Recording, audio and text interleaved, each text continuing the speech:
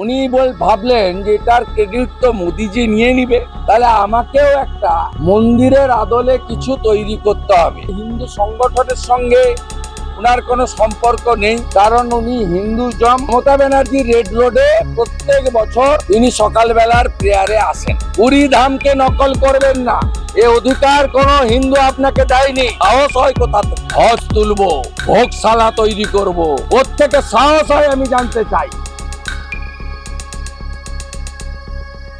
উনার একটা schedule calendar আছে, সেই ক্যালেন্ডার অনুযায়ী তিনি দার্জিলিং এও যান। একটা সময় আছে, পরিবেশের সঙ্গে একটা ব্যাপার আছে। আর কার্যত এক আধ বছর মিস হতে পারে, ডিসেম্বর মাসে তিনি দীঘা যান এবং কালকে তার আমি শুনেছি রিটার্ন। এর জন্য ৩,২৮০ জন বিভিন্ন স্তরে আইপিএস থেকে সিভিক ভলেন্টিয়ার নিয়োগ করা হয়েছে। অর্থাৎ গভর্নমেন্ট এক্সচেকারকে কিভাবে মিসইউজ করতে হয় একজন তানাশাহির মতো, অটোক্র্যাটের মতো, এটা উনি করে দেখাচ্ছেন। বাংলা দেখছে। আর আপনাদের বলিনি, প্রথমত উনার শরীরের মধ্যে একটা রিপু আছে, আমাদের মধ্যেও আছে, তবে সবারটা সক্রিয় হয় না। এটা হচ্ছে হিংসা রিপু।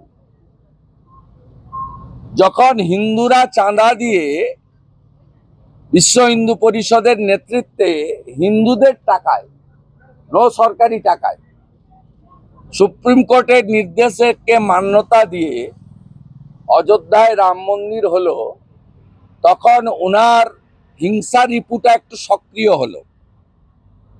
উনি ভাবলেন যে এটার ক্রেডিট তো মোদিজি নিয়ে নিবে, তাহলে আমাকেও একটা মন্দিরের আদলে কিছু তৈরি করতে হবে। এবারে হিন্দুদের সঙ্গে, হিন্দু সংগঠনের সঙ্গে উনার কোনো সম্পর্ক নেই, কারণ উনি হিন্দুজম, সনাতন সংস্কৃতি মানেন না। মানলে প্রত্যেক বছর ঈদের দিন রেড রোডে যেটা রিলিজিয়াস প্রোগ্রাম হয়, ঈদের শুভেচ্ছা বা ইত্যাদি সবাই দেয়, আমরাও দিইনি, কিন্তু যে রিলিজিয়াস প্রেয়ারটা হয় 30 দিন ধরে বা 29 দিন ধরে ওই রোজা মাস পালনের পরে, সেটা কমপ্লিটলি ওই ধর্মে যারা বিশ্বাস করেন তাদের। মমতা ব্যানার্জি রেড রোডে প্রত্যেক বছর তিনি সকালবেলার প্রেয়ারে আসেন।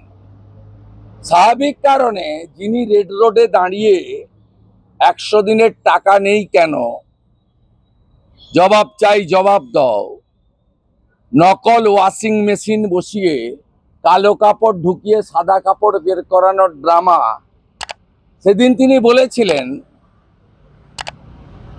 বিশ্ব হিন্দু পরিষদ, রাষ্ট্রীয় স্বয়ংসেবক সংঘ, বজরং দল, এরা দাঙ্গাবাজ। স্বাভাবিকভাবে মমতা ব্যানার্জির সঙ্গে হিন্দু সংগঠনের কোনো সম্পর্ক নেই, তাই তিনি সরকারি টাকায় একটা ভাস্কর্য তৈরি করলেন, সিদ্ধান্ত নিলেন। একজনই তো গভর্নমেন্ট। এই ওয়ার্ক অর্ডারটা ইস্যু করেছে Hitco to Subir engineering works private limited, 46D Rafi Ahmed Kidwai road, Satyam, 4th floor, Kolkata 7,16,000। Subject work order for construction of Jagannath Dham সংস্কৃতি কেন্দ্র এট দীঘা।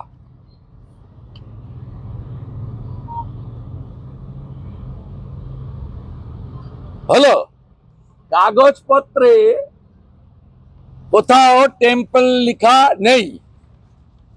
এবারে সংবিধান আমাদের সবচেয়ে বড়, তার নিচে সবাই আমরা। সাংবিধানিকভাবে কোন সরকার তার এক্সচেকারের টাকায় কোন পার্টিকুলার ধর্মীয় প্রতিষ্ঠান তৈরি করতে পারে না। তাই মমতা ব্যানার্জি আজকেও দাঁড়িয়ে যা যা বলেছেন ভণ্ডামি, মিথ্যাচার।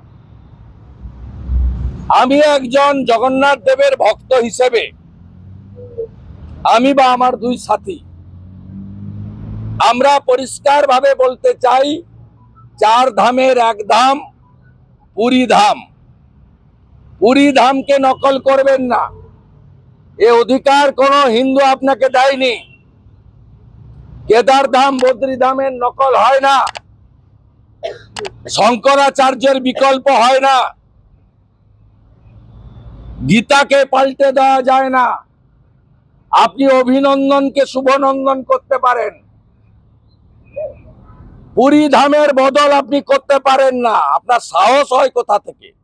ধ্বজ তুলবো, ভোগশালা তৈরি করব, কোত্থেকে সাহস হয় আমি জানতে চাই। আমার লজ্জা লেগেছে মাননীয় রাধারমন দাসজিকে দেখে।